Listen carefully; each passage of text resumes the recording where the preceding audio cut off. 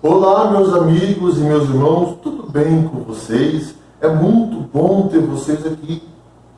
Após o cativeiro de Babilônia, os judeus desenvolveram as tradições.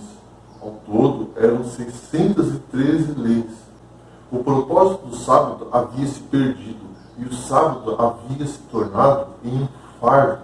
E Jesus queria restaurar a dimensão festiva do sábado como um presente de Deus para seus filhos.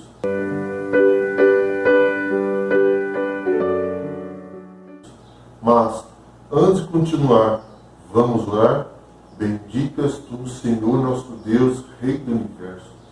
Venha abençoar nosso estudo de hoje e derrame seu Espírito Santo. É o que pedimos, em nome de Jesus. Amém. O tanque de Betesda ficou conhecido na Bíblia por ter sido o lugar onde um paralítico foi curado por Jesus. O Evangelho de João diz que o homem doente aguardava ali alguém que pudesse ajudá-lo a entrar no tanque. João capítulo 5. Segundo o texto bíblico, o tanque de Betesda era um local visitado por muitas pessoas enfermas e inválidas. Essas pessoas se reuniam naquele local com a esperança de serem curadas quando as águas do tanque fossem agitadas. Havia um homem que já estava enfermo há 38 anos. É muito tempo para estar esperando por algo. O Salvador inclina-se e pergunta ao homem: você quer ser curado? Não foi por casualidade que Jesus curou este homem no sábado. Vamos ler João capítulo 5, o verso de 8 a 10.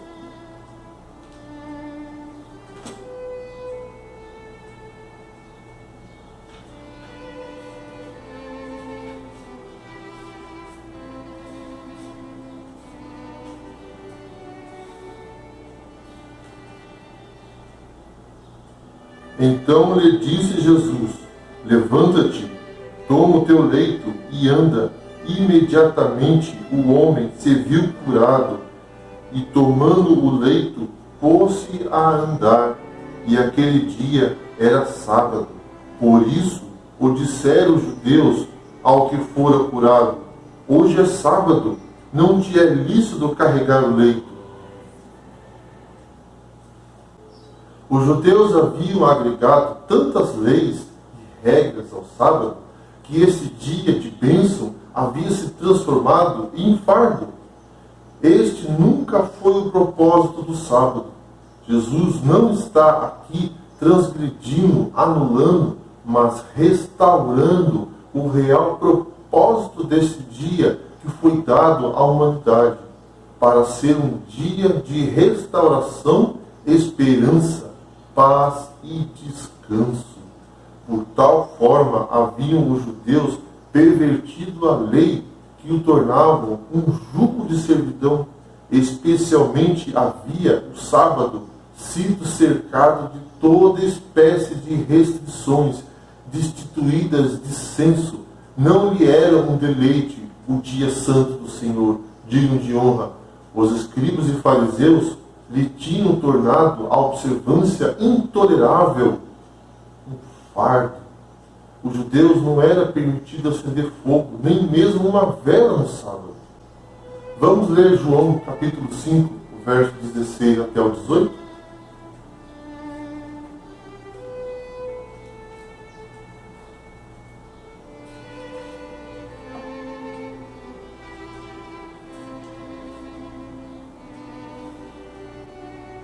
E os judeus perseguiam Jesus, porque fazia essas coisas no sábado. Mas ele lhe disse: meu pai trabalha até agora, e eu trabalho também.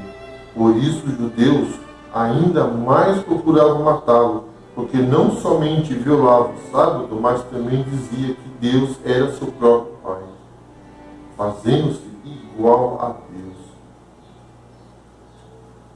Jesus foi arrastado até o Sinédrio e acusado de transgressão do sábado, e esta acusação foi acrescentada à de blasfêmia. Os líderes judeus procuravam minar a sua autoridade e influência junto ao povo, e colocaram espias para vigiá-lo, a fim de obter evidências para condená-lo à morte. Parte do problema estava relacionado com as obras que Jesus estava fazendo nesse dia. Por estarem em desacordo com a tradição e o entendimento que possuíam da guarda do sábado, eles queriam aplicar a penalidade da lei em Cristo. Por esse entendimento errado que possuíam, foi que Jesus respondeu a eles que o trabalho, as obras que ele estava executando naquele dia, estava em harmonia com a lei, pois o seu Pai também exercia tais obras. Para ser mais exato, as curas e os milagres que Jesus realizava nesse dia não eram providos dele próprio, mas o poder para realizar tais obras era provido pelo próprio Pai. Se Deus não concedesse poder naquele instante para Cristo, ele, como ser humano, não poderia realizar tais milagres. Portanto, fica claro o porquê de Jesus ter mencionado que ele trabalhava da mesma forma que seu Pai trabalhava até naquele momento.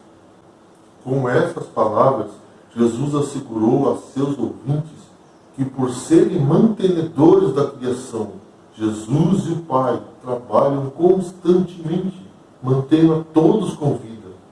Outro ponto que muitos não levam em consideração é o texto de Marcos, capítulo 6, e verso 3, onde os judeus citam qual era a profissão de Jesus.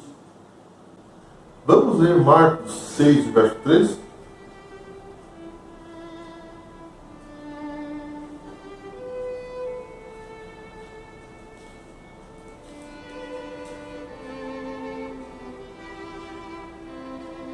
Não é este o carpinteiro, filho de Maria, irmão de José, Tiago, Judas e Simão? E não vivem aqui entre nós suas irmãs? E escandalizavam nele.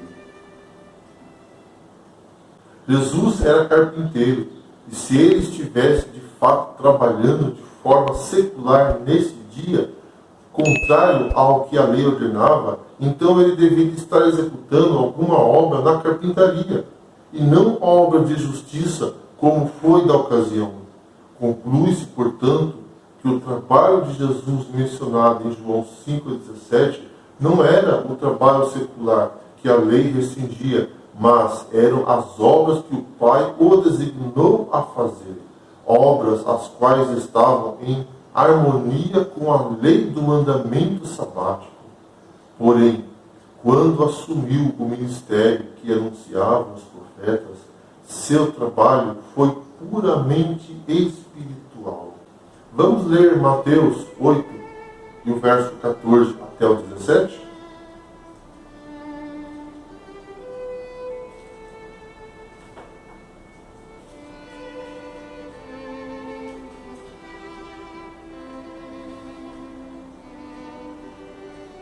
Tendo Jesus chegado à casa de Pedro, viu a sogra deste acamada e ardendo em febre, mas Jesus tomou-a pela mão e a febre a deixou. Ela se levantou e passou a servi-lo. Chegando à tarde, trouxeram-lhe muitos endemoniados, e ele, meramente com a palavra, expeliu os espíritos, curou todos os que estavam doentes, para que se cumprisse o que fora dito por intermédio do profeta Isaías. Ele mesmo tomou as nossas enfermidades e carregou com as nossas doenças.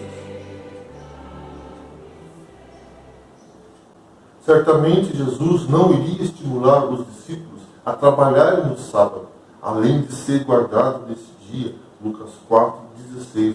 Jesus obedecia aos mandamentos do Pai. João 15, verso 10. E o não trabalhar no sábado faz parte dos 10 mandamentos do Pai. Êxodo 20, versículo 8 até o 11. Analisando o contexto, vemos que os judeus reclamaram de Jesus curar no sábado, ao dizer: meu Pai trabalha até agora e eu também. O Senhor está dizendo que o Pai Ele trabalham até agora para dar vida, curar as pessoas e salvá-las. O trabalho de Jesus, que está se referindo em João 5,17, refere-se ao trabalho espiritual em prol da salvação do ser humano e não ao trabalho rotineiro para benefício próprio. Isso confirma o ensinamento de Jesus que é lícito fazer o bem aos sábados.